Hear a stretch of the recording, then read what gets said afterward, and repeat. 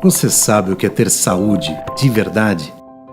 Saúde é mais que força nos músculos, é mais que subir uma escada no fôlego só, porque a saúde não está só no corpo, está na cabeça, no jeito que pensamos e reagimos ao mundo e também na nossa relação com o dinheiro e no que fazemos com ele, porque tudo se conecta. Saúde física, emocional e financeira. E uma coisa não existe sem a outra. Isso é saúde integral.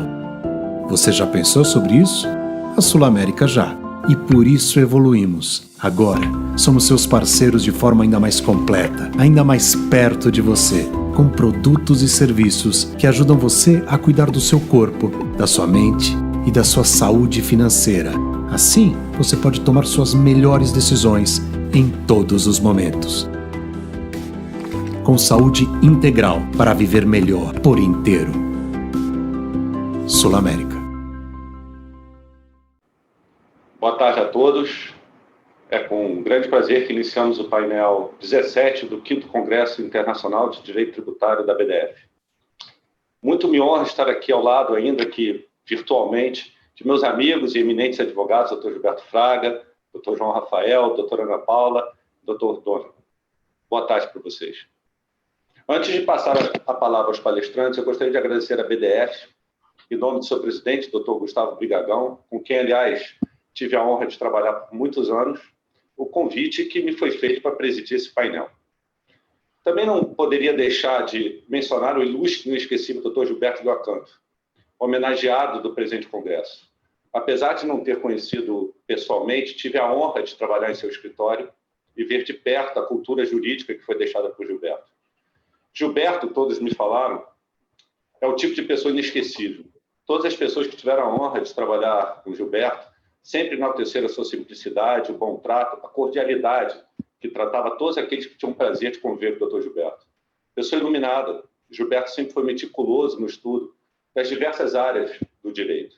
Me lembro da época em que trabalhei no Ocampo, do famoso fichário jurídico que o Dr. Gilberto começou a fazer ainda na época da faculdade. Esse fichário representava um acervo de informações legislativas, jurisprudenciais e doutrinárias de tamanho incomensurável. E era apoiado por Gilberto e era um orgulho do Gilberto, na verdade, ser manuseado, esse fichário ser manuseado por todos os advogados que tivessem interesse em algum tema de direito. Não poderia esquecer também, por óbvio, a grande contribuição de Gilberto de Ocampo para a formulação do nosso Código Tributário Nacional. Lei que, após várias décadas, ainda continua em vigor e com pouquíssimas alterações. É, sem dúvida, um recorde. Em suma, é com enorme prazer que, na qualidade de presidente desse painel, participo dessa homenagem ao Dr. Gilberto de Ocampo. Eu, na verdade, teria várias palavras para falar sobre o Dr. Gilberto, mas o tempo urge e a gente tem pouco tempo para todos os temas que a gente tem que tratar aqui nesse painel. Pois bem, nosso painel é sobre tributação das atividades reguladas. O campo de estudo é enorme, as atividades reguladas são várias, mas o tempo, como falei, é escasso para tratar de todas as matérias. Exatamente por isso, em reuniões anteriores, nós combinamos com os palestrantes que cada um abordaria um setor regulado e uma área específica. Então, a gente vai começar a apresentação com o Dr. Gilberto Fraga, que vai tratar da área de agronegócio. Em seguida, o Dr. João Rafael tratará de temas importantes do setor de seguros e, após, a doutora Ana abordará o setor de mineração. E, por fim, o Dr. Donovan, o setor elétrico. Antes, porém, de iniciar o painel e dar a palavra para o Dr. Gilberto Fraga, queria lembrar a todos que a gente vai sortear um livro, o livro que foi feito pela BDF, Temas de Direito Tributário, em homenagem a Gilberto de Ocampo, e ao final do painel eu direi quem foi o sorteado em específico. Tá? Então, assim, sem mais delongas, eu gostaria de passar a palavra para o Dr. Gilberto Fraga. Ele é advogado, vice-presidente da Comissão Especial de Assuntos Tributários da OAB-RJ e membro do Fórum de Direito Tributário da EMERGE. Com a palavra, o Dr. Gilberto, para falar sobre a tributação do agronegócio, 15 minutos. Boa tarde a todos. Saúdo nosso presidente de mesa, doutor Rodrigo Ferreira, igualmente nossos colegas doutor Donovan Lessa, doutora Ana Paula Santos, e o meu amigo João Rafael Carvalho, meu colega de Comissão de Assuntos Tributários da OAB. E, em seguida, quero saudar e parabenizar o presidente da BDF, doutor Gustavo Brigagão, pela excelência na idealização e organização desse evento que é histórico num ano difícil, em meio a uma pandemia, e ele consegue organizar um evento de tamanha excelência e dimensão. Não poderia, após ouvir as palavras do nosso presidente de mesa, fazer aqui também um registro da especial satisfação e emoção que eu tenho de participar de um evento em homenagem ao grande Dr. Gilberto de Lhoacanto, com quem eu tive a honra e o privilégio de trabalhar e conviver nos 6 primeiros anos da minha carreira, tanto no Rio de Janeiro, quanto depois no escritório de São Paulo, do Lhoacanto. Nós estávamos nas origens do escritório, eu e o Aloysio, e o doutor Gilberto ia quase que semanalmente, e eram encontros, jantares incríveis, em que ele contava as histórias da elaboração do Código Tributário, enfim, um homem de uma cultura absurda, de múltiplas virtudes, de uma simplicidade ímpar. Então, fica aqui feito esse registro. O tema que a mim foi atribuído é sobre as questões atuais na tributação do agronegócio, um setor da economia pujante, que, na verdade, se confunde com o próprio Brasil, com a vocação do Brasil para essa atividade, considerando aí as múltiplas, infinitas potencialidades de recursos naturais e dos próprios players desse mercado, os produtores rurais, em sua maioria pessoas físicas, as agroindústrias e as cooperativas. É um setor que, na verdade, ele não se restringe à questão da produção de alimentos, também estamos aí a tratar do álcool como elemento componente de biocombustíveis, da utilização do bagaço da cana, fabricação do papel e de outras várias atividades inerentes a esse setor que impulsionam o Estado brasileiro, que dão, na verdade, permitem a subsistência da sua população. E cuja pujança, na verdade, ela pode ser traduzida em números, e aí eu peço já o primeiro slide, por favor, a apresentação é bem sucinta. Os números são bastante eloquentes quanto à importância do setor do agronegócio na nossa economia.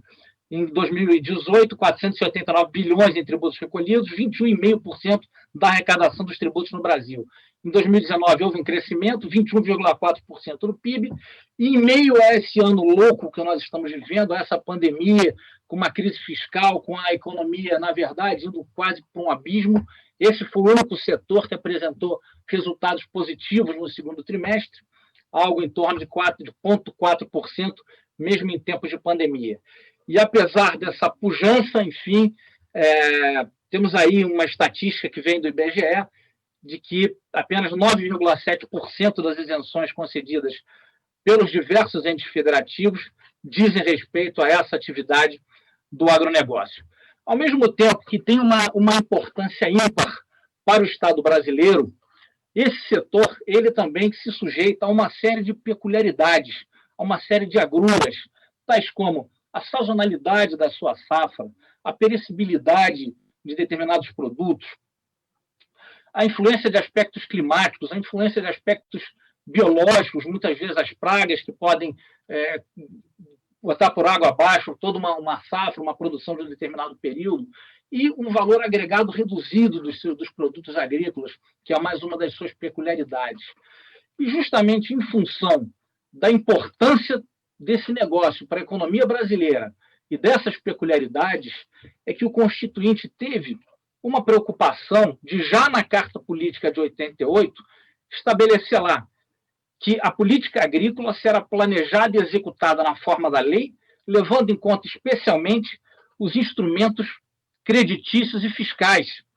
Então, a concessão de benefícios, a concessão de isenções, de regimes de apuração especiais, não são privilégios, mas sim ferramentas fundamentais para o incremento e o fomento de uma atividade vital à própria economia brasileira e que muitas vezes não é observada pelo Estado brasileiro. E essa não observância, eu queria já pedir aí o próximo slide, essa não observância, hoje, ela está revelada em uma série de riscos que vêm sucessivamente sendo colocados diante desse setor do agronegócio. Eu chamo a atenção, em primeiro lugar, para as dificuldades que tem havido quanto às prorrogações desse convênio 100 de 1997, que prevê as isenções nas operações internas de insumos agrícolas e a redução da base de cálculo do ICMS nas operações interestaduais. Houve quase que não se conseguiu uma unanimidade para a prorrogação agora até março de 2021, e o cenário é bastante preocupante para que eles sejam renovados no período seguinte. Se porventura esse convênio não vier a ser renovado, nós teremos aí uma escalada nos preços dos produtos da cesta básica e, consequentemente, uma escalada inflacionária também. Então, já temos aí esse elemento preocupante e com impacto severo na economia brasileira.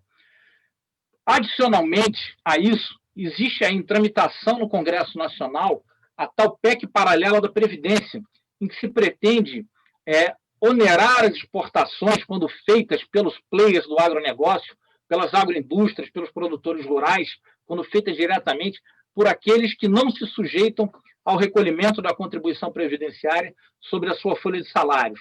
Então, quer dizer, é realmente algo inusitado no Brasil. Você quer sanar problemas de déficit fiscal através de tributação de um setor estratégico. Recentemente, no meio daquela leva de julgamentos virtuais do Supremo Tribunal Federal, foi julgado constitucional o fundo rural daqueles segurados especiais lá do artigo 25 da 8.212 sobre a sua produção. Isso também acarreta aí um gap de 11 bilhões para o setor, que é algo também preocupante. Quer dizer, se essa PEC paralela da Previdência for aprovada, são mais 60 bilhões que iriam para os cofres públicos e não saindo justamente do setor do agronegócio. Como se não bastasse, agora em junho passado, foi disponibilizado tal programa especial de fiscalização da Receita Federal. E, dentre as metas principais, do foco principal da Receita Federal, tem lá o fortalecimento dos tradicionais cruzamentos de dados das pessoas físicas, mais especificamente, a omissão de rendimentos e despesas fictícias da atividade rural exercida pelo contribuinte. E também focarão planejamento tributário internacional abusivo referente às exportações de commodities. Quer dizer, estamos aí a tratar de fiscalizações especiais sobre o produtor rural, sobre as pessoas físicas, nos rincões mais distantes do Brasil, aqueles que já se sujeitam a um sem número de obrigações acessórias e muitas vezes sem o apoio técnico necessário, provavelmente se sujeitarão a alguns percalços no âmbito dessa fiscalização especial.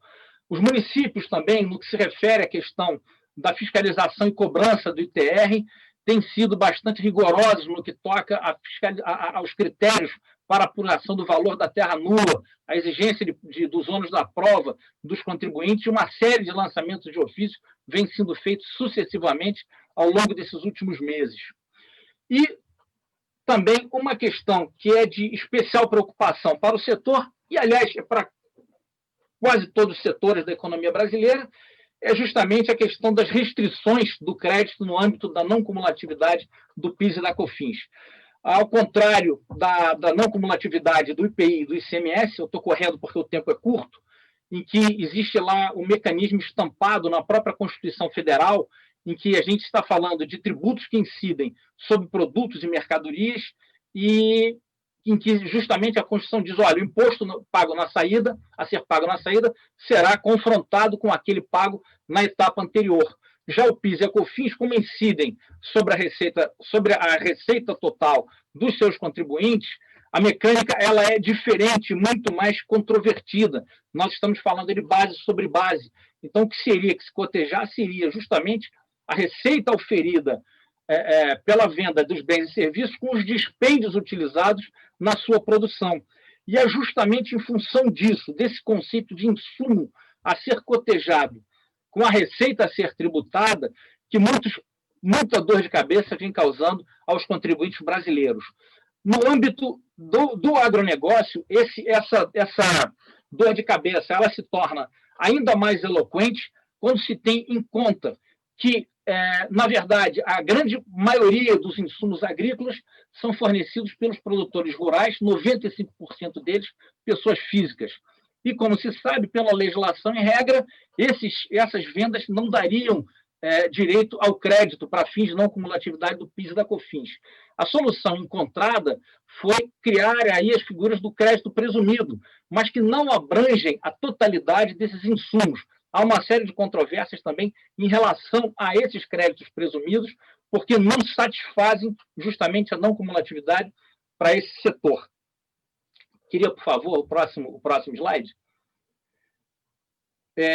Não, exato. Essa questão ela é amplamente controvertida, foi submetida ao crivo do STJ. O STJ, então, em fevereiro de 2018, ele firmou o entendimento de que, olha, para fins de conceituação do insumo, não vamos utilizar a pretensão da Receita, que seria adotar o parâmetro do IPI, que seriam os bens e serviços adotados diretamente ou consumidos diretamente no processo de produção dos bens e serviços, e nem tampouco aquela interpretação mais ampliada, que seria a da legislação do imposto de renda, em que toda e qualquer despesa dedutível poderia ser enquadrada como insumo para fins de utilização no âmbito da não cumulatividade. O que restou concluído no âmbito daquele julgamento sobre recurso repetitivo foi justamente que o conceito de insumo, ele, na verdade, será aferido à luz dos critérios da essencialidade ou relevância para o desenvolvimento da atividade econômica desempenhada pelo contribuinte. Vejam, senhores, o julgado disse para a essencialidade e relevância dentro do processo da atividade econômica. E aí, então, no final daquele exercício, adveio o parecer COSIT número 5, em que a Receita Federal, a pretexto de interpretar as balizas estabelecidas pelo STJ naquele repetitivo, de fato, considerou a relevância e a essencialidade, e mais aquela questão do teste da subtração, que significa isso. Olha, se você retirar esse insumo para fins de caracterização da relevância e da essencialidade, se retirar esse insumo, isso inviabilizaria a atividade ou poderia prejudicá-lo substancialmente? Se a resposta for positiva, então esse dispêndio poderia ser considerado insumo. Caso negativo, não seria insumo. Mas o que preocupa realmente é justamente o ponto seguinte, o ponto B. A relevância integra o processo de produção. Então, eles estabelecem um elemento temporal. Uma vez acabado o produto, nada mais de dispêndio ali para a etapa seguinte da comercialização daria direito a crédito para fins da não cumulatividade do PIS e da COFINS. Agora, o último slide, por favor, eu tenho mais 1 minuto e meio, respeitando aqui o tempo. Eu trouxe, então, à luz desse precedente do STJ e também desse parecer COSIT número 5, 6 julgados recentes da Câmara Superior de Recursos Fiscais. Esse primeiro, 737, ele trata da produção de álcool carburante. E já fazendo menção, então, àquele precedente do STJ, a Câmara Superior considerou, então, como insumos todos aqueles dispêndios havidos na fase agrícola, bem como também o frete em transferência entre estabelecimentos próprios e para a formação de estoque. Vejam, senhores, não considerou o frete após a saída das dependências do contribuinte. No item seguinte, estamos aí a tratar, era de despesa com seguro em armazenamento fora das dependências do contribuinte. A Câmara Superior entendeu, olha, como já tinha encerrado o processo produtivo, isso é uma despesa posterior, não gera direito ao seu crédito. O terceiro é interessante porque é uma mudança radical do CARF nesse sentido. É direito ao crédito no dispêndio com embalagens. Eu, em algumas vezes, em alguns casos que eu enfim, lá assistindo aquelas sessões do CARF, eu lembro que havia discussão sobre embalagem de ovo daria direito, porque não tinha como vender os ovos sem embalagem, mas a maçã não. Então, agora, com essa formação, com esse entendimento do STJ e pela teoria e pelo teste da subtração, concluíram que a embalagem sim daria direito ao crédito, porque seria relevante no âmbito do processo produtivo. Havia ainda mais dois acórdãos aí, mas que todos dentro a questão do aluguel de uniformes, consideraram que não seria relevante e nem essencial no curso do processo produtivo. O que é importante ter em conta nisso é que vai sempre haver um casuísmo. Há sempre uma insegurança jurídica no setor, sobretudo no setor em que os dispêndios são os mais variados dentro de uma cadeia complexa econômica. Então, há uma insegurança jurídica enorme, as questões vão todas ter que ser decididas no caso a caso, e, evidentemente, é algo que não é saudável para o fomento e o desenvolvimento dessa atividade tão importante na economia brasileira. Com essas palavras, eu me despeço e devolvo a palavra, então, ao nosso presidente, pedindo desculpa pela correria na minha apresentação. Gilberto, agradeço pelas palavras brilhantes e pela brilhante exposição feita sobre o tema tão importante que é o setor de agronegócio. Eu estava aqui me analisando e pensando, de fato, depois da decisão do RESP, do STJ, a gente teve lá um critério de essencialidade e relevância. Mas o fato é que, como você brilhantemente demonstrou, que esse critério de relevância e essencialidade muitas vezes precisam ser analisados caso a caso. Não é um critério que você possa simplesmente aplicar de uma forma aberta. Na verdade, você precisa analisar caso a caso e é controvertido, portanto, e continuam as discussões com relação ao acreditamento. Então, eu estava pensando se talvez você acredita que as propostas de reforma tributária que existem hoje no Congresso, alguma delas, ou alguma dessas propostas, ela pode trazer um racional melhor e que retire todo esse contencioso que existe hoje em torno do acreditamento de PIS e COFINS? E aí também eu abro a palavra para os outros palestrantes, a gente ainda tem aqui um tempinho, se quiserem comentar. Posso falar? Claro. Rodrigo, eu acho a pergunta extremamente oportuna.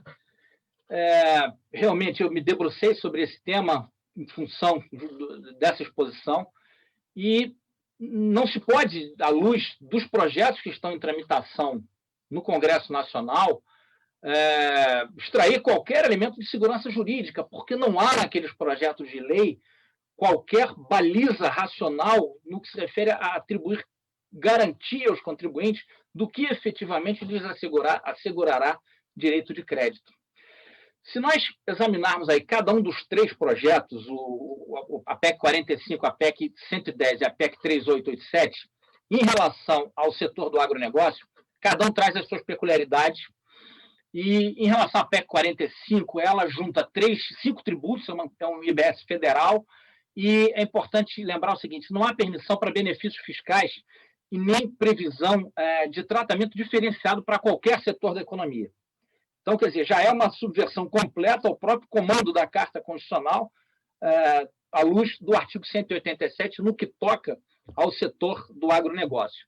Já a PEC 110, ela reúne 9 tributos ao imposto estadual, o IBS estadual, e ele permite ali, ele já contempla a possibilidade de alíquotas diferenciadas para determinados bens e serviços. E também prevê a possibilidade de concessão de benefícios fiscais em operações com alimentos, medicamentos, transporte público e outras atividades. E, por fim, tem lá esse PL recente da CBS, o 3887, dessa famigerada, para nós, advogados especial, alíquota de 12% sobre toda a receita descontada dos tributos.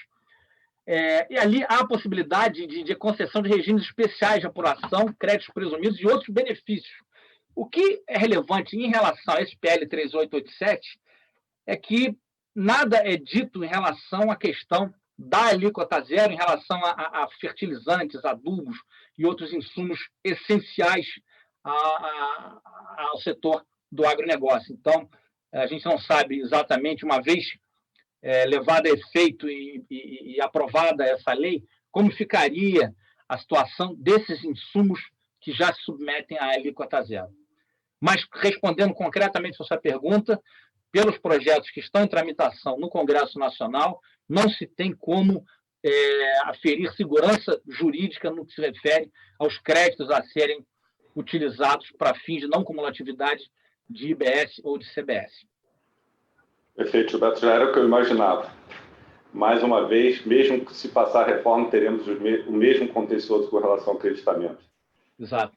Bom, obrigado, Gilberto, pelas palavras brilhantes. E tendo visto o tema, eu acho que a gente já tem que seguir para a próxima apresentação do Dr. João Rafael Gandra de Carvalho, que é mestre em Direito Público pela UERJ, professor de pós-graduação da FGV e da PUC Rio de Janeiro, diretor da BDF, membro da Comissão Especial de Assuntos Tributários e também advogado do Pinheiro Neto. João Rafael falará sobre o tema PIS e COFINS, sobre os receitos ativos garantidores das seguradoras. João Rafael, está com a palavra, 15 minutos, por favor. Boa tarde, doutor Rodrigo, boa tarde, doutora Ana Paula, doutor Gilberto, doutor Donovan. É uma alegria muito grande estar aqui nesse congresso de Direito Tributário da BDF, meio a essa constelação de tributaristas, e aqui nessa mesa em especial, rodeado de profissionais a quem tanto admiro e, sobretudo, de grandes amigos. Eu fico muito agradecido pelo convite que a BDF me fez e agradeço, então, não apenas ao presidente, doutor Gustavo Brigagão, mas também à nossa queridíssima primeira-dama, doutora Daniele Brigagão, e, sobretudo, parabenizar a comissão organizadora por todas as dificuldades que nós soubemos bem organizar um congresso em meio a essa pandemia, e eu acho que isso tudo se supera em função do grande homenageado de todo esse congresso, doutor Gilberto Júlio Acanto. Rodrigo, de fato, o tema da tributação, das receitas financeiras, dos ativos garantidores, das seguradoras, é um tema que aflige muito o setor porque causa muita insegurança jurídica. E acho que não é apenas um problema do setor de seguros, mas é um problema muito maior decorrente do modelo de tributação que o Brasil adotou. Desde a década de 90, o Brasil optou pela tributação da receita bruta ou faturamento. E é um modelo híbrido. Híbrido por quê? Ele está no meio termo entre uma tributação da renda, pelo imposto sobre a renda, e uma tributação do consumo, que tradicionalmente no mundo inteiro é feita pelo imposto sobre valor agregado, o IVA. Acho que a grande vantagem, ou talvez as grandes vantagens, e os motivos pelos quais se optou pela receita bruta e pelo faturamento, foi a aparente amplitude dessa base e a sua simplicidade. Mas a prática tem demonstrado, inclusive isso a gente viu na apresentação do Dr. Gilberto, que as coisas são muito diferentes disso. Nós temos visto problemas em relação, ou desvantagens em relação ao modelo de tributação da renda. Basta ver que as empresas têm que pagar PIS e COFINS, mesmo que estejam tendo prejuízo. E com relação ao IVA, a gente tem uma indefinição e determinação muito grande do que entra dentro da base da receita tributável e, por fim, como é que eu transfiro essa carga para o consumidor. Estão aí os problemas de não cumulatividade que tratou também o Gilberto na palestra anterior. Então, nós temos essas dificuldades desse modelo e esse caso aqui é um deles. No primeiro slide, a gente já pode ver que a tributação, por favor, primeiro slide aqui.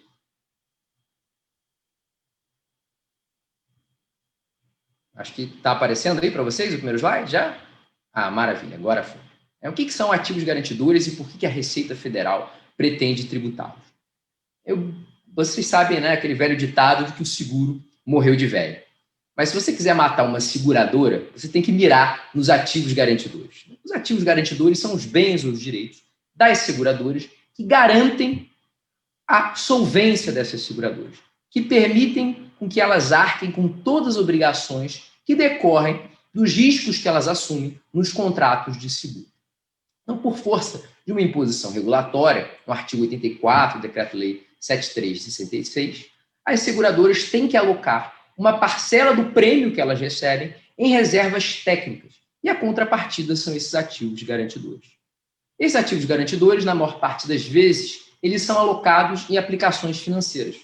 Essas aplicações financeiras geram, portanto, receita financeira, juros, e o que a Receita pretende é justamente tributar esses juros. É isso que nós vamos falar aqui, se eles podem ou não ser tributados pelo PIS e pela COFINS. Atualmente, a Receita entende que sim. Mas antes, para a gente entender melhor essa posição da Receita, é necessário dar um passo atrás. Porque as seguradoras, como todos nós sabemos, elas estão no regime cumulativo do PIS e da COFINS, sujeitas, portanto, à Lei 9718, de 1998. E, lembro a todos, nessa lei, a base de cálculo é o faturamento. E o Supremo Tribunal Federal, lá atrás, quando foi julgar o que era faturamento, que a lei pretendia equiparar à receita bruta, bem entendeu que faturamento, seguindo o conceito de direito privado, eram apenas as receitas decorrentes da venda de bens ou prestação de serviços. Portanto, receitas financeiras, disse expressamente o STF, estariam fora do conceito de faturamento. E aí criou-se um problema, que era qual seria a base tributável, então, das instituições financeiras e das seguradoras. No caso das seguradoras, o que as autoridades federais pretendiam naquela época era que se tributasse pelo PIS e pela COFINS o prêmio de seguros. E essa questão está ainda pendente de julgamento no Supremo Tribunal Federal, nos embargos de declaração no RE 400.479, o caso da AXA Seguros, e há um empate, um voto para o contribuinte, um voto para o fisco, a saber se o termo faturamento pode ou não abranger a questão do prêmio de seguros. Naquele tempo, é bom lembrar que a própria Receita Federal disse, olha, eu entendo que a base do PIS e COFINS é só o prêmio de seguros, e disse expressamente em nota técnica da Receita Federal, acompanhada por um parecer da PGFN, que as receitas financeiras das seguradoras estariam fora dessa tributação. Mas isso mudou radicalmente em 2017, por meio dessa solução COSIT de 83, em que a Receita reviu esse posicionamento para entender que as receitas financeiras, ao menos aquelas decorrentes dos ativos garantidores, devem sim estar sujeitas à tributação. Qual o raciocínio da Receita?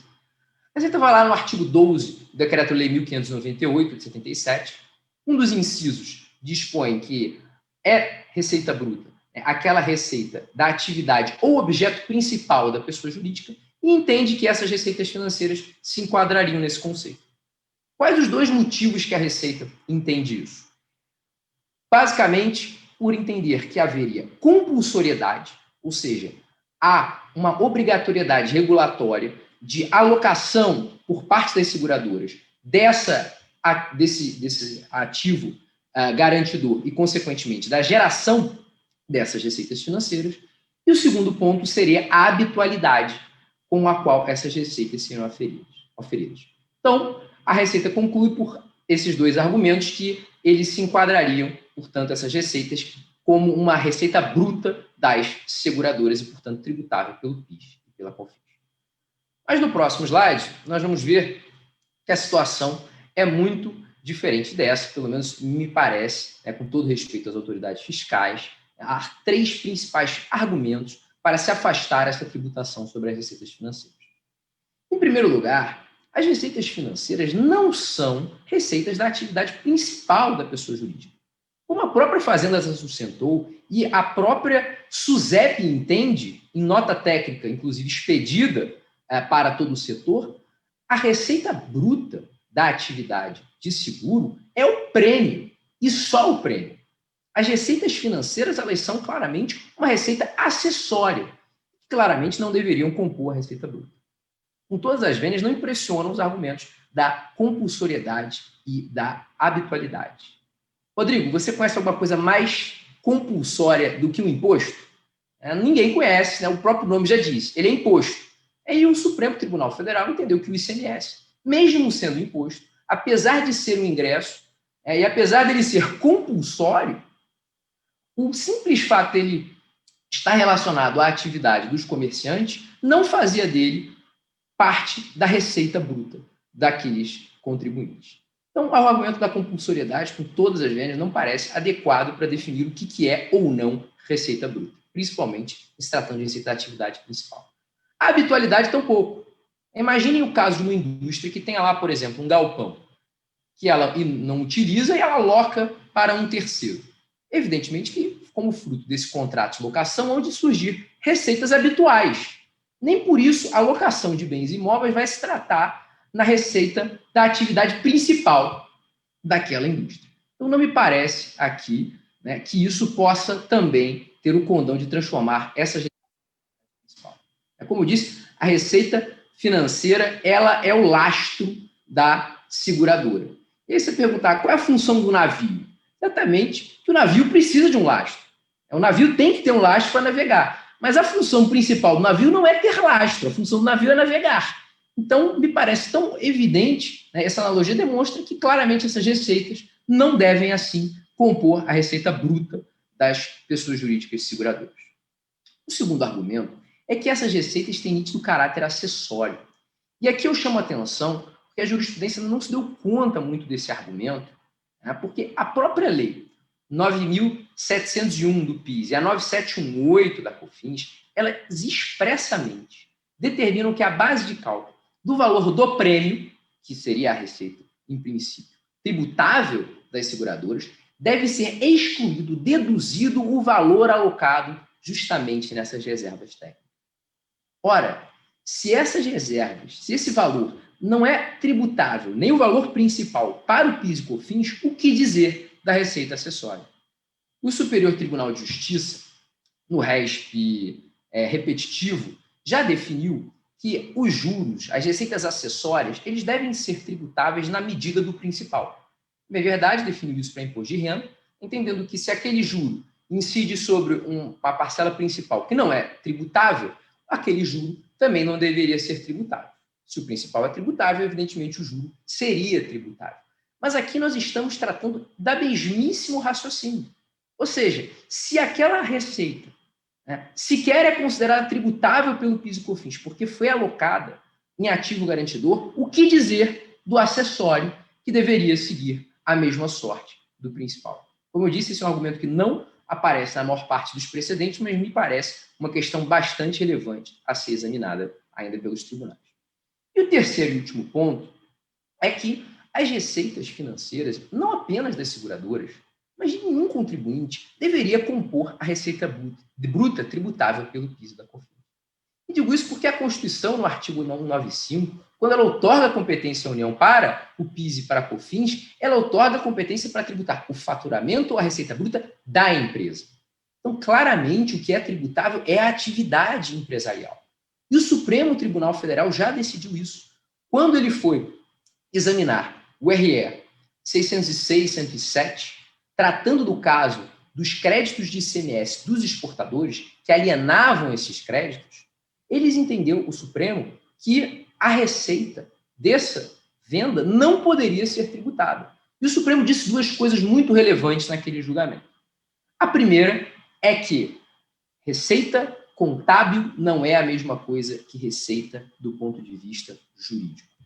E a segunda coisa que disse, esse acordo muito bom da ministra Rosa Weber, é que a receita tributável pelo PIS e COFINS é, aspas, a remuneração da atividade do contribuinte, fecha aspas.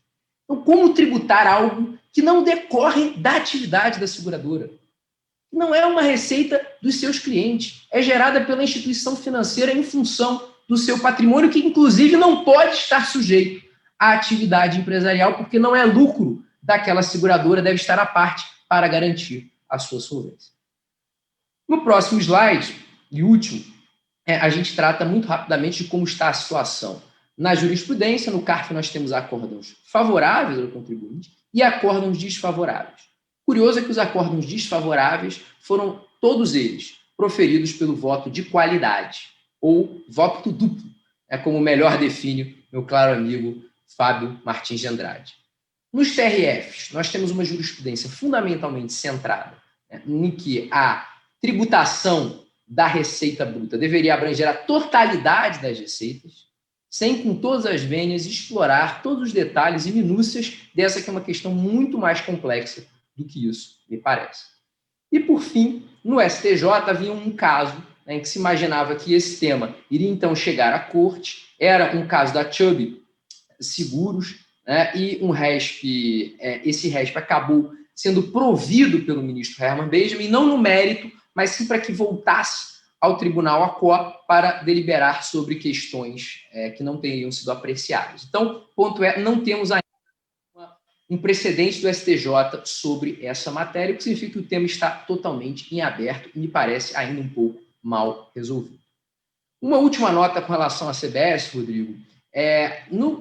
Imaginando que a CBS seja um IVA federal, os IVAs tradicionalmente não alcançam, na Europa, o setor financeiro e o setor de seguros. Mas aqui no Brasil parece que seria diferente. Mas a verdade é que o IVA, fundamentalmente, é um tributo sobre o consumo. E se há algum consumo a ser tributado aqui na hipótese, é claramente sobre o prêmio, não sobre as receitas financeiras, que nada tem a ver com essa atividade principal das seguradoras. Mas a verdade é que, como eu já escrevi, inclusive, no artigo que fiz com o Bechara, esse é um tema que não aparece claramente no projeto de lei, então me parece que na CBS continuaremos tendo, se não o mesmo problema, ao menos a mesma discussão. E para concluir, eu acho que esse é um problema, como eu disse, não apenas das seguradoras, mas um problema muito maior, um problema da forma de tributação centrada na receita bruta ou no faturamento. E aí eu gostaria, então, de fazer aqui a minha homenagem ao caro Dr. Gilberto Júlio Acanto. Eu acho que nós precisamos ter a coragem e a inspiração que ele teve. À época, o que se dizia é que o sistema tributário de então era um sistema tributário moluscular, porque ele não tinha uma vértebra, ele não tinha uma coluna vertebral, uma estrutura, um norte. E coube a Gilberto Júlio Acanto, obviamente, acompanhado de uma série, de uma equipe de grandes tributaristas, lançar essa pedra fundamental do nosso sistema tributário, baseado em segurança e numa discriminação rígida de competências tributárias. A verdade é que esse sistema se desfacelou ao longo dos últimos 50 anos. Então, eu acho que é uma grande oportunidade, em se tratando de reforma tributária, de nós redefinirmos esse modelo, abandonarmos de vez a tributação com base na receita bruta e migrarmos ou para um modelo de tributação da renda ou do IVA, que são os modelos bem-sucedidos no mundo inteiro. Mas, enquanto esse modelo permanecer, que ao menos se respeite o conceito constitucional de receita bruta, que tão bem vem sendo lapidado pela jurisprudência. Eu comecei dizendo que o seguro morreu de velho, mas eu termino dizendo que, em termos de sistema tributário brasileiro, nós precisamos refundá-lo para que a segurança jurídica nasça de novo. Agradeço a todos pela atenção e fico à disposição para eventuais perguntas. Muito obrigado. Rafael, muito obrigado pela exposição, brilhante como sempre. Eu ia fazer uma pergunta específica para você, mas tendo em vista que eu recebi aqui a mensagem da Ana Paula, e eu adoro dialética, e a Ana Paula disse que talvez não concordasse, ou pelo menos em parte não concordasse com você. A gente tem aqui mais 1 minuto, Ana Paula. Prefiro do que fazer a pergunta para a dialética. A pena é que o tempo urge, João Rafael. Então, ela terá essa contestação e você não terá réplica. Mas acontece. Ana Paula, com a palavra, se você quiser, para fins de dialética aqui no nosso debate, por favor. Ai, muito obrigada. Não, João, seu discurso realmente foi muito bom. Infelizmente, o que eu vou falar agora só reforça o ponto que as pessoas falam que eu tenho uma visão muito fiscalista. Eu não gosto de usar esse termo, mas infelizmente, nesse caso eu entendo tudo que você falou, você foi brilhante e muito claro. Nesse tema, particularmente, eu fui e voltei várias vezes com a minha opinião, e aí eu vou acabar trazendo o que o ministro Peluso falou. Ele disse, na verdade, que todo o incremento patrimonial resultante do exercício de atividades empresariais típicas vai ensejar a tributação pelo PIS e pela COFINS. Então, nesse caso que você trouxe, eu não consigo ver de forma diferente. Os ativos garantidores é exatamente isso. Ele vai trazer um incremento patrimonial resultante do exercício da atividade fim, de algo específico do objeto das seguradoras. Eu sei que você trouxe o exemplo da locação de imóveis, e, claro, não é ligado à atividade principal, então você, obviamente, não pode falar na tributação pelo PIS e pela COFINS. Mas o caso que você trouxe, a receita, ela na minha opinião, advinda ou ligada ao objeto principal da empresa. Então, nesse caso, a minha visão, desculpa, gente, é que, de fato, é algo específico a ser tributado, sim, pelo PIS e pela COFINS. Então, eu, humildemente, discordo do seu posicionamento, João. João, obrigado, Ana. Eu acho que a dialética é ótima. Acho que a grande divisão entre você e João é que João defende que a aplicação desse dinheiro para fins de ativo garantidor, ele não é a atividade da seguradora em si, mas a atividade da seguradora é outra e é remunerada pelo prêmio, e não para a aplicação do dinheiro. Se não me engano, foi isso que um dos pontos que você defendeu, né, João? Mas, João, me desculpa, eu não vou poder te dar réplica, porque o nosso tempo urge, então eu já passo direto para a próxima. A última palavra é sempre das mulheres. Isso eu já aprendi. Termino aqui. Certo. Então, vamos passar, então, para a próxima palestra da doutora Ana Paula Sanders. Ela tem LLM em Tributação Internacional pela Universidade de Leiden e é gerente de planejamento tributário da Vale. Falará sobre o setor de mineração, especificamente sobre uma taxa totalmente constitucional, ao meu ver, e espero que a defesa seja da mesma forma. A palavra, doutora Ana. Obrigada. Bem, primeiramente, 6h30, boa noite a todos. Eu também quero começar agradecendo ao convite feito pela BDF, em especial pelo Gustavo Brigagão. Agradecer também aos excelentes advogados que compõem esse painel. E queria destacar também que é um prazer, como foi falado no começo hoje, de estar virtualmente com vocês nessa situação atípica que estamos vivendo. Eu quero também agradecer e elogiar os debatedores que tivemos hoje, em especial nesse último painel, apesar de eu ter discordado do meu amigo João Rafael, e esclarecer para vocês que depois de tantos debates que tivemos hoje, eu não vou demorar muito nas minhas conclusões.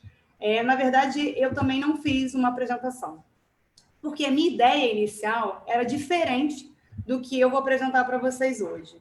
Eu tinha intenção de falar um pouco sobre os aspectos relevantes e controversos da CEFEM, já que o meu ponto é sobre a atividade de mineração, mas uma luz, vamos colocar assim, chamada Donovan, comentou comigo em um debate que a gente teve se não seria mais interessante eu falar sobre a recente, e desculpa, vou ter que colocar entre aspas, decisão no caso da TFRM. Taxa de controle, monitoramento e fiscalização das atividades de pesquisa, lavra e exploração e aproveitamento dos recursos minerários. E, de fato, eu acho realmente muito mais interessante esse tema para hoje, principalmente porque o julgamento, e eu vou pedir, vou colocar novamente, entre aspas, ocorreu agora, ocorreu há um mês atrás, tendo sido retirado do julgamento virtual feito pelo STF, e quem pediu foi o ministro Fux. Bem, antes de entrar nessa análise, vale trazer, ainda que brevemente, uma linha do tempo, desde a instituição dessa taxa, que eu também queria colocar, entre aspas, mas não vou, para não ficar muito repetitiva, até a retirada da pauta proposta pelo ministro Fux. Bem, em 2011, eu estou até com uma colinha aqui, o Estado de Minas Gerais editou a Lei Estadual número 19976 e instituiu a TRFM, tendo como principais características: fato gerador é o poder de polícia, já que estamos falando de taxa. E para ela é exercida no momento da venda ou da transferência entre estabelecimentos pertencentes ao titular do minério extraído. E o contribuinte, é claro, é a pessoa física ou jurídica autorizada a realizar pesquisa, lavra, exploração ou aproveitamento de recursos minerais em Minas Gerais. Outros estados também tiveram essa mesma iniciativa, como, por exemplo, o estado do Pará e o estado do Amapá. Vale também destacar que, assim como a lei do Estado de Minas foi questionada na Suprema Corte, essas duas leis, do Pará e do Amapá, também foram. E todas ajuizadas pela CNI, Confederação Nacional da Indústria. A constitucionalidade da taxa de Minas Gerais que estou falando hoje, ela foi discutida, tem sido discutida, na ação direta de inconstitucionalidade número 4785. E ela foi questionada por diversos motivos, sendo os principais. Primeiro, o Estado de Minas não tem competência para instituir taxa de polícia sobre a atividade de exploração de recursos minerais. Pode instituir, sim, uma taxa de polícia, mas não sobre a atividade de exploração de recursos naturais, minerais. E aí vale ler o artigo 1º, que dispõe que a TFRM tem como fato gerador o exercício regular do poder de polícia conferido ao Estado sobre a atividade que eu já citei aqui, pesquisa, lavra, exploração ou aproveitamento de recursos minerais. Por se tratar de atividade de exploração de bem da União Federal, a competência legislativa é privativa da União Federal, o que torna a lei, em termos constitucionais, o único ente federativo competente para o exercício desse poder de polícia. Então, a lei, a Constituição Federal, nossa Carta Magna, ela deu esse poder somente à União Federal. Não pode agora o Estado de Minas ou qualquer outro estado instituir essa taxa. Eu quis trazer também o argumento de rebate do Estado, porque não vale a pena só colocar aqui o que a gente pensa, né? Então, qual foi o argumento do Estado para tentar superar essa inconstitucionalidade, que, ao meu ver, é nítida? Bem, o fundamento que se valeu o Estado de Minas, repetido também pelo Estado de Pará e do Amapá, para sustentar as suas competências e formular o projeto de lei que culminou na criação das respectivas taxas, está baseado no artigo 23, inciso 11 da Constituição Federal. E aí eu peço licença para ler. Artigo 23. É competência comum da União, dos Estados, do Distrito Federal e dos municípios. Inciso 11. Registrar, acompanhar e fiscalizar as concessões de direitos de pesquisa e exploração de recursos hídricos e minerais em seu território. Particularmente, essa competência fiscalizatória outorgada por esse artigo, que foi levantado pelo Estado, a meu ver, não se confunde com o regular poder de polícia apto a, de fato, viabilizar a instituição de determinada taxa. Uma coisa é fiscalização, outra é a instituição de uma taxa, de um imposto, de uma contribuição. Então, em outras palavras, a premissa do Estado é de que toda e qualquer atividade fiscalizatória configuraria poder de polícia, permitindo, assim, que o respectivo ente federativo, ou seja, ele mesmo, instituísse qualquer tipo de taxa para o seu custeio. O que, contudo, é uma premissa equivocada e que foi brilhantemente discutida pela CNI. Eu também queria falar também, bem brevemente, o parecer o parecer do Marco Aurélio Greco, que foi anexado à ADI e que, para mim, ele resume exatamente o que eu acho nesse caso. Nem toda fiscalização configura exercício de poder de polícia. E nem todas as que o configurarem serão hábeis para ensejar taxas com perfil material e dimensional contemplado nas referidas leis estaduais. Então, de fato, só para a gente fechar, não há que se falar que a atividade fiscalizatória, que o Estado, sim, tem o direito, é confundida com a instituição de uma taxa. Então, para mim, esse ponto é claramente superado e é impossível, vocês, meus amigos que me chamam tanto de fiscalista, é impossível a instituição desse tipo de taxa pelo Estado de Minas ou por qualquer outro. Então, para encerrar esse ponto, o simples fato de o Estado ter sido atribuído uma competência para fiscalizar, ainda que de forma concorrente, a concessão de direito de explorar recursos minerais, não o legitima para que sobre esta atividade inclua qualquer taxa.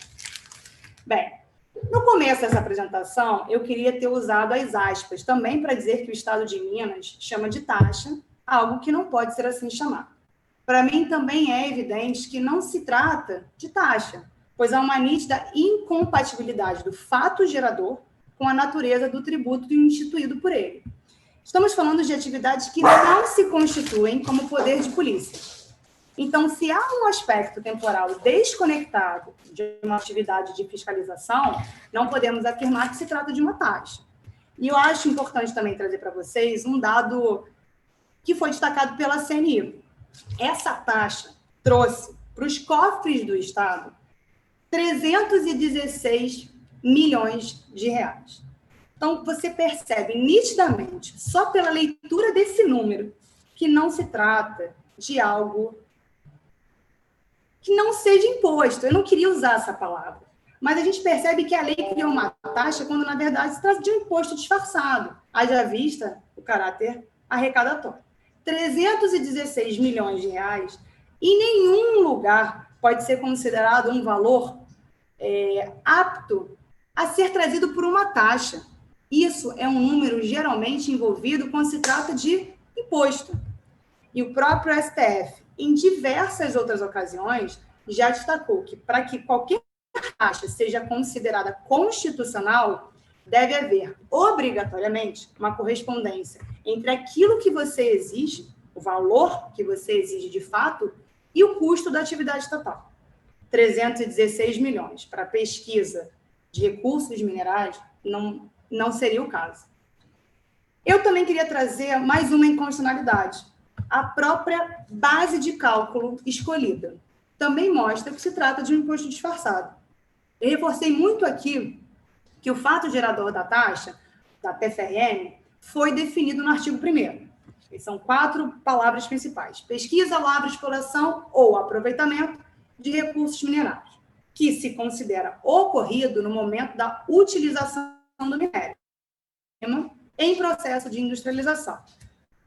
A forma de mensurar o valor a ser recolhido, por sua vez, é objeto do artigo 8º da mesma lei e possui a seguinte redação: o valor da TFRM corresponderá a UFMG, a unidade típica de Minas, vigente na data do vencimento da taxa por tonelada de mineral ou minério extraído.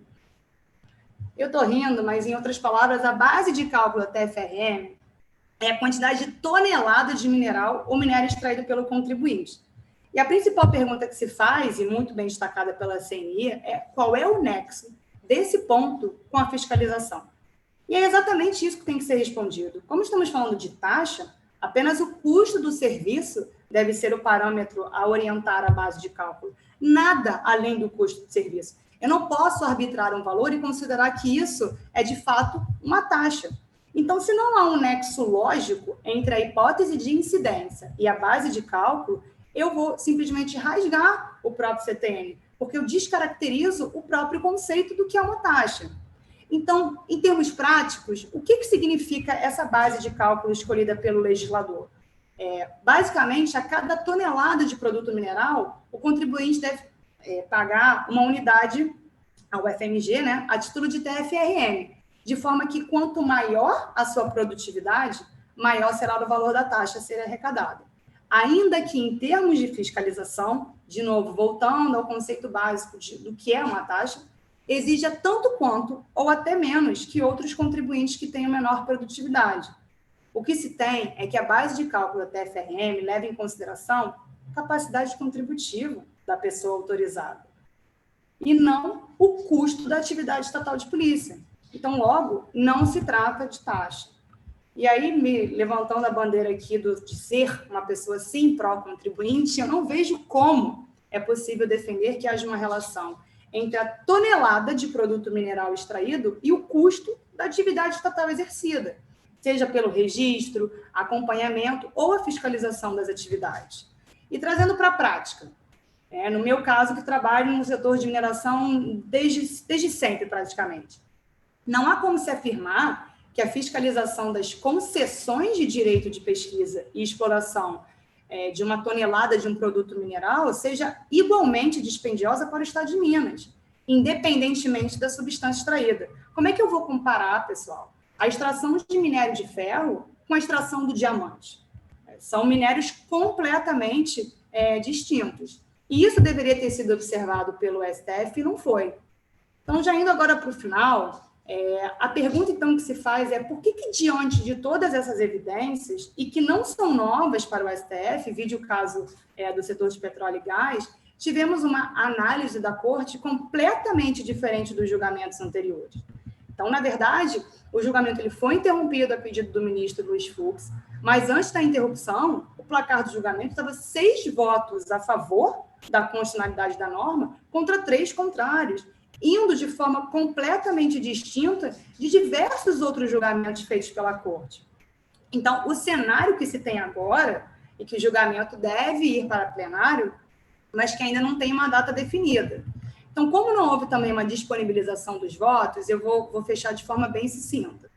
O relator da ação foi o ministro Fachin, Edson Fachin, que votou pela constitucionalidade da lei, destacando que o Estado de Minas pode sim cobrar pela taxa, bem como a forma de sua cobrança, que eu critiquei muito, falando do caso do diamante e do minério de ferro, por tonelada de minério não é desproporcional aos custos da operação estatal e à própria capacidade dos contribuintes.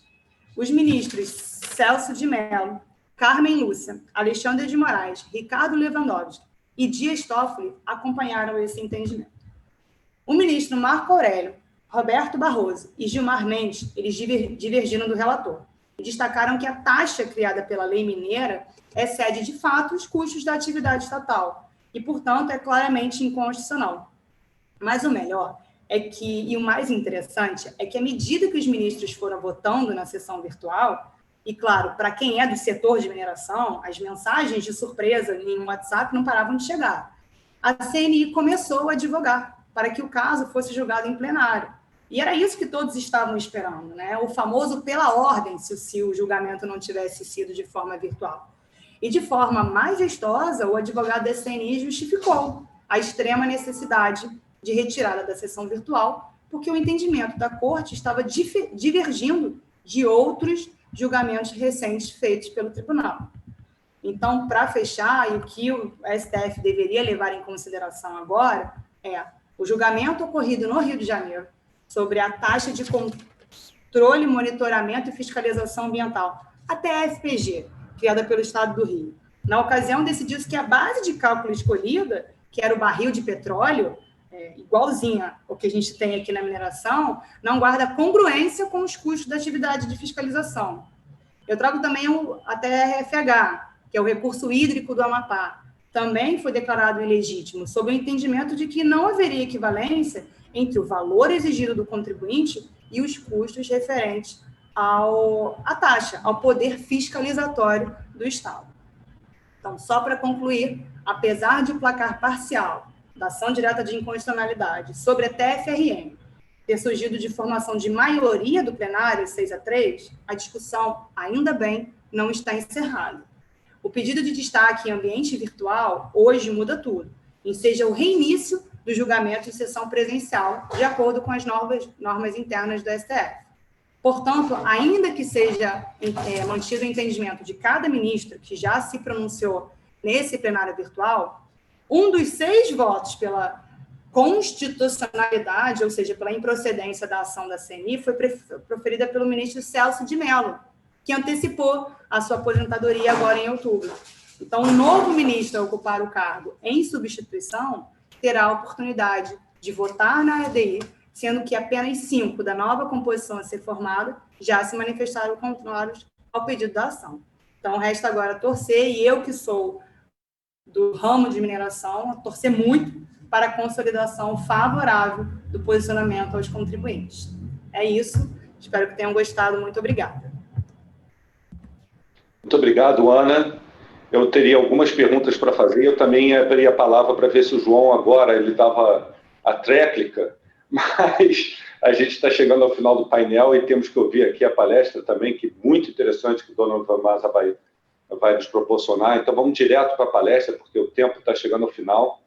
Então, passo a palavra para o doutor Donovan Maza Lessa, ele é mestre em Direito Tributário pela UCAM, doutor em Finanças Públicas, Tributação e Desenvolvimento pela UERJ, membro da Comissão Especial de Defesa dos Contribuintes e Política Fiscal da OAB e da BDF, sócio do escritório Maneira Advogados. A Donovan vai falar sobre a inadimplência do consumidor e o ICMS devido pelos distribuidores de energia. Tema bastante palpitante. Acho que talvez, no final, se a gente tiver, poderemos abrir para um debate de todos. Já queria aproveitar também para dizer que já temos o nome sorteado do livro, no caso, a sorteada, que é a senhora Isis Marques Maciel. O evento entrará em contato direto com você, Isis, para poder combinar a entrega do livro. Então, com a palavra, Donovan, durante 15 minutos. Boa tarde a todos. Já, na verdade, boa noite, né? Já estamos no início da noite de hoje. Queria cumprimentar os meus companheiros de mesa, com quem já tantas vezes esbarrei ao longo dessa caminhada profissional. É um prazer estar aqui na presença virtual de cada um de vocês. Queria agradecer também à BDF pela gentileza do convite, pela qualidade do evento que nós temos acompanhado e pela sempre e constante preocupação em trazer ao debate os temas importantes do direito tributário. Bom, o meu tema, o que me cabe falar, são sobre questões atuais da tributação no setor elétrico. Então, qual o tema que eu escolhi? A questão do ICMS, da inadimplência, os efeitos da inadimplência no ICMS especificamente, no setor de energia elétrica.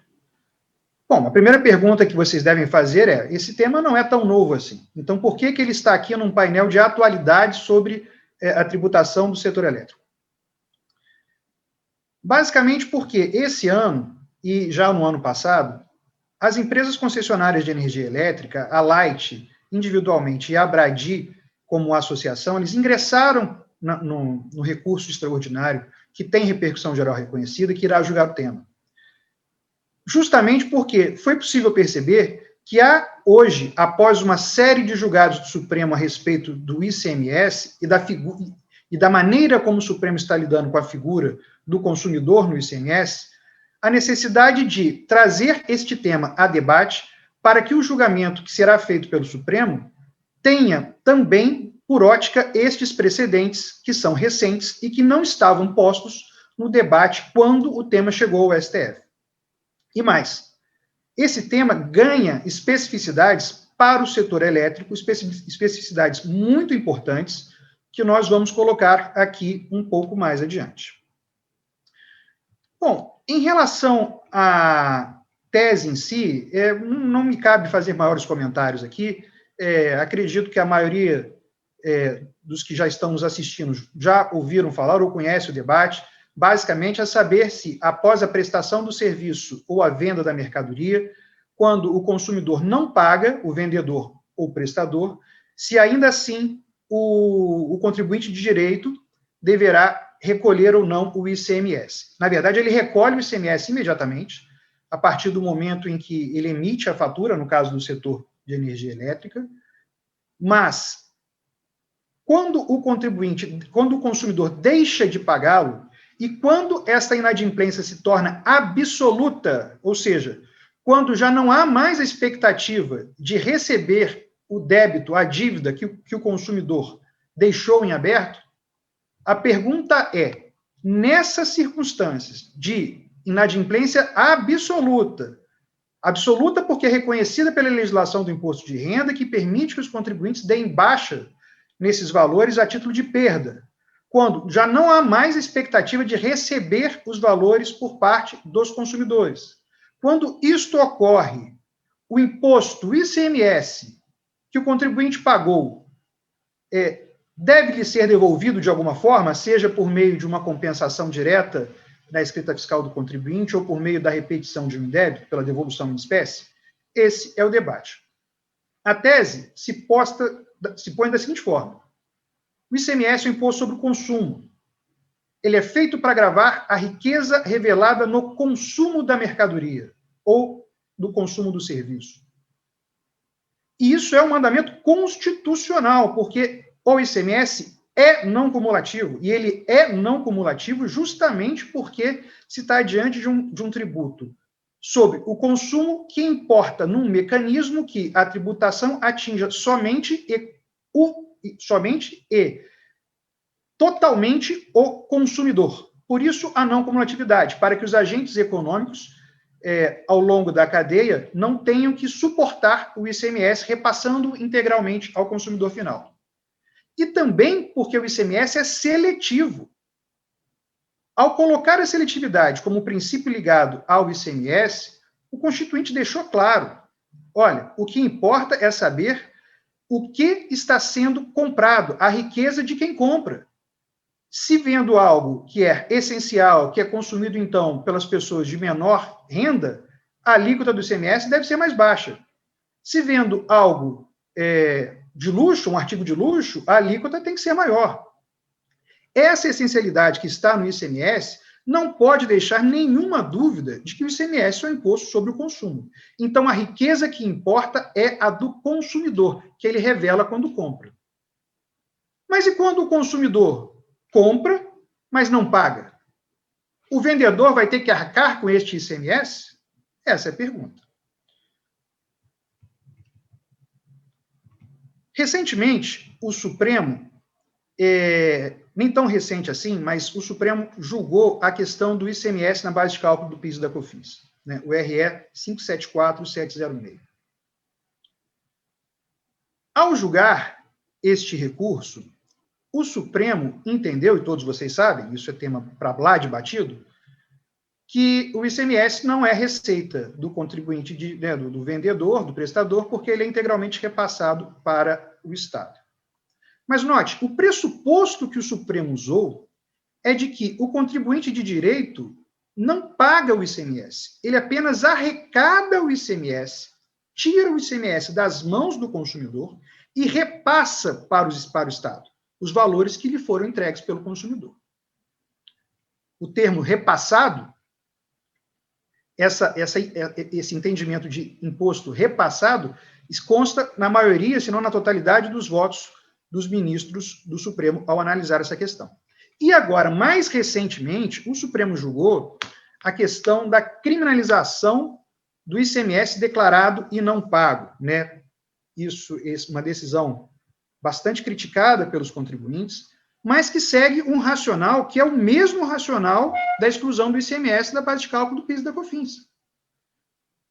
O ICMS, o Supremo entendeu que quando o contribuinte deixa de recolher de forma contumaz, aí uma outra questão, e com dolo, que também é uma outra discussão, o tributo que ele recolhe por meio do preço que ele praticou na mercadoria ou no serviço, se apropria daquilo e não repassa, ele comete um crime de apropriação indébita. Bom, qual que é o racional desse julgamento? É o mesmo. É de que a empresa se apropria do imposto pago pelo consumidor. E quando não repassa, comete um crime de apropriação. Mais uma vez, o contribuinte é mero repassador do imposto que está embutido no preço das mercadorias e dos serviços. Então, a pergunta que eu faço aos senhores é a seguinte: diante dessa construção jurisprudencial do Supremo, a pergunta que fica é: como pode, então, o contribuinte de direito, o vendedor ou prestador, ter que recolher o ICMS, repassar ao Estado o imposto, se o consumidor não entregou a ele, contribuinte de direito, esses valores, porque inadimpliu com a sua obrigação contratual? E mais, olha a distorção que isso pode gerar. O contribuinte de direito, é claro, estou abstraindo aqui a discussão a respeito de dolo e contumácia, mas só pegando a tese como base do que o Supremo decidiu. O contribuinte de direito pode ser preso por apropriação indébita por deixar de repassar ao Estado o imposto que o consumidor não lhe transferiu? Como pode haver apropriação indébita por parte do vendedor se ele não recebeu nada, nem a mercadoria e muito menos o imposto, por parte do consumidor? Então, o que a gente está querendo dizer aqui, e o que as empresas de energia estão colocando nessa nova fase do debate, é que a jurisprudência recente do Supremo, ela está assentada na construção de que o consumidor final paga o tributo, cabendo ao Estado, cabendo ao contribuinte de direito apenas repassar tais valores ao Estado. Então, diante desta dinâmica da jurisprudência recente do Supremo, o que nós temos que nos perguntar é, bom, e na inadimplência em relação ao ICMS? O que vai acontecer? Ainda assim, vai ter que ser mantida a jurisprudência histórica do STJ de que a inadimplência é apenas um elemento estranho, posterior ao fato gerador do ICMS, e por isso não afasta a obrigação do pagamento do imposto? Nos parece que, se formos seguir o racional que o próprio Supremo estabeleceu, a resposta tem que ser negativa.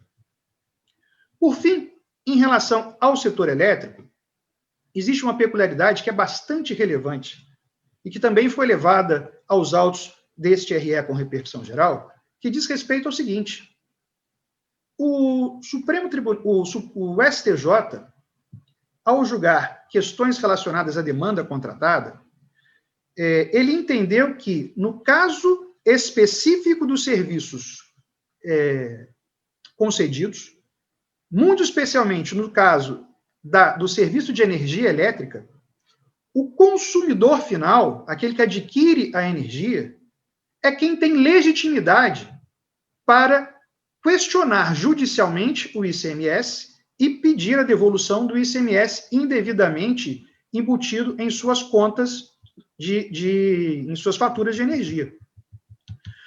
O STJ decidiu isso por sessão desde 2012, partindo do pressuposto de que também, ou mais especificamente, devido à realidade do setor elétrico, que tem os instrumentos estabelecidos em lei de recomposição tarifária, de que o repasse do ICMS na energia elétrica é ainda mais mandatório do que em outros segmentos, em razão das leis que estabelecem as obrigações regulatórias para esta atividade.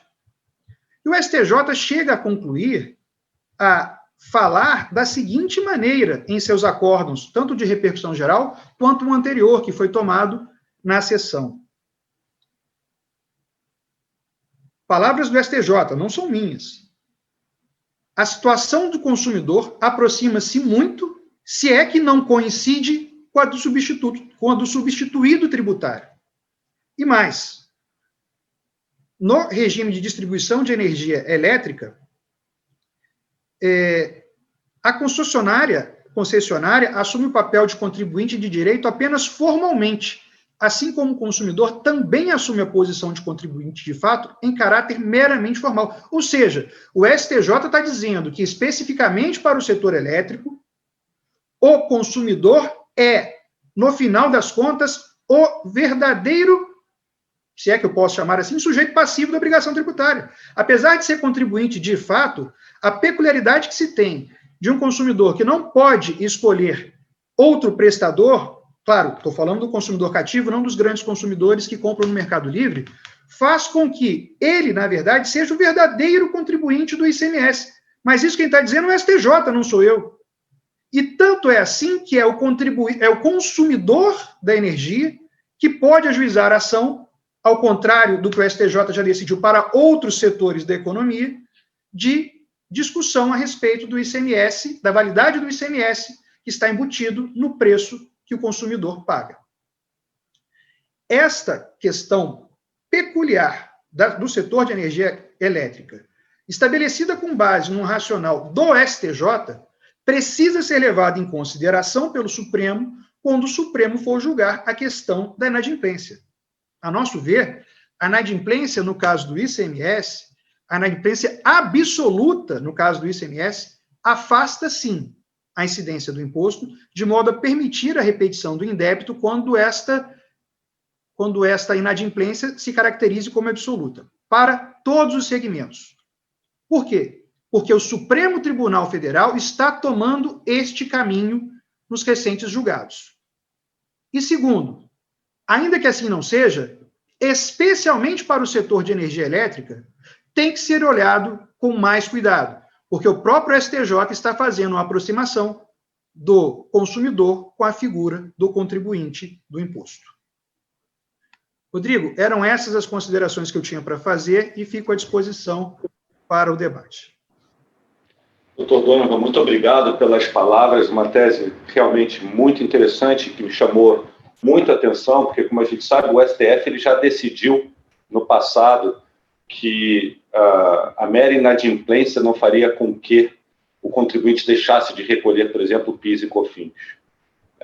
Essa já é uma decisão fechada pelo Supremo e, pelo que eu estou entendendo da sua exposição, brilhante exposição, o que temos para o ICMS é algo distinto, porque no caso do ICMS, pela própria legislação, o ICMS é somente repassado, diferente do PIS e COFINS, apesar de o PIS e COFINS ser repassado, mas ele é repassado não por uma figura legal, mas sim simplesmente por uma figura econômica. Esse me parece o raciocínio e gostaria que você, temos ainda 2 minutos aqui, se me parece que é esse o raciocínio correto, a diferença entre a decisão do STF anterior sobre PIS e COFINS e do ICMS, e se realmente você acredita que o STF pode tomar uma posição diferente daquela que foi tomada na inadimplência do PIS e COFINS. 2 minutos para a gente terminar, desculpa, Donovan. Não, vou ser o mais breve possível aqui. Excelente pergunta, Rodrigo. Toda vez que a gente fala nesse assunto, a primeira pergunta que vem à tona é: tá tudo muito bem, tudo muito bom, tudo muito bonito, mas o Supremo já decidiu que a inadimplência não afasta o PIS e a COFINS. E aí, como é que fica? Bom, o primeiro ponto que a gente tem que destacar é o seguinte: o julgamento da inadimplência do PIS e da COFINS, o RE 586482, ele foi feito em 2010, ou seja, bastante tempo antes desses novos raciocínios que o Supremo desenvolveu a partir do julgamento da exclusão do ICMS da base de cálculo do PIS e da COFINS e da criminalização da inadimplência no ICMS. Esse é o primeiro ponto que eu gostaria de fazer, porque este racional vai ter que impactar agora na forma como o Supremo vai julgar a inadimplência no ICMS. Segundo ponto, o ICMS é um tributo sobre o consumo, inegavelmente sobre o consumo. Nós já falamos aqui não cumulatividade e seletividade. O PIS/COFINS, em que pese possa haver debate se é um tributo direto ou indireto, ele é um tributo que incide sobre a totalidade das receitas da pessoa jurídica, inclusive sobre aquelas que não decorrem de uma atividade de venda ou prestação de serviços, né? A gente estava aqui debatendo antes o que o João estava pontuando, receitas financeiras, receitas de aluguel de imóveis e tudo mais. Portanto, o fato gerador do PIS/COFINS é mais amplo do que o do ICMS e mais. O PIS/COFINS não é genuinamente um imposto sobre o consumo como é o ICMS. Tanto é assim que no PIS e na COFINS, o imposto pode ser não cumulativo. A Constituinte delegou à lei estabelecer quais setores serão cumulativos ou não cumulativos, e há muitos segmentos que pagam no cumulativo. E mais, o PIS/COFINS também não é seletivo.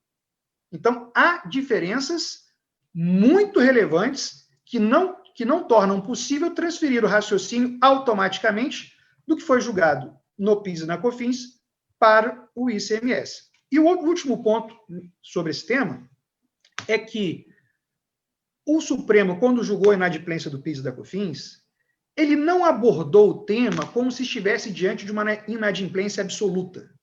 Não foi isso que o Supremo fez. Ao contrário, o Supremo tratou o caso partindo da premissa que a inadimplência não levaria ao esvaziamento do PIS e da COFINS, porque aquele que vendeu continuaria tendo o direito de cobrar e, assim, receber o produto da sua venda ou da sua prestação. Tanto é que na própria ementa do acórdão fala expressamente que as vendas inadimplidas, enquanto não sejam efetivamente canceladas, importam em crédito para o vendedor oponível ao comprador. No caso do RE com repercussão geral do ICMS, do qual estamos tratando, lá a questão posta no pedido do autor é na inadimplência absoluta, quando já não há mais expectativa de recebimento do crédito por parte do consumidor. Então, são essas as três razões que eu colocaria para fazer o distinguish em relação ao precedente da inadimplência do PIS e da COFINS. Muito bem colocado, Donovan. Desse painel brilhante, com exposições brilhantes, muito me enalteceram, inclusive, para a cultura de novas teses jurídicas. Dr. João Rafael, Dr. Gilberto, doutora Ana Paula, doutor Donovan, eu agradeço a todos vocês e também agradeço a todas as pessoas que estão nos ouvindo, a todos os participantes que estão participando aqui do Congresso. Uma boa noite a todos e deixo aqui palavra final de boa noite para vocês. Cuidem-se com a Covid, todo mundo, tenham cuidado e vamos em frente, vamos trabalhar. Boa noite a todos. Abro a palavra para a boa noite de vocês. Bom, queria deixar registrado aqui meu agradecimento minha satisfação de ter feito parte desse debate junto com vocês. Já posso chamar de amigos, né, de já tão longa data, e dizer que, nesse momento que tanto se fala de reforma tributária, as lições do mestre Julio Acanto são cada vez mais precisas e importantes, né? Não vamos acabar ou desestruturar o sistema tributário nacional. Vamos melhorá-lo e é preciso melhorar. Bom, obrigado, Donovan. Boa noite a todos. Obrigado aos palestrantes, brilhantes, excelentes palestras. Boa noite a todos. Até amanhã. Teremos mais congresso amanhã. Um abraço a todos. Tchau. Tchau, pessoal. Um abraço. Tchau.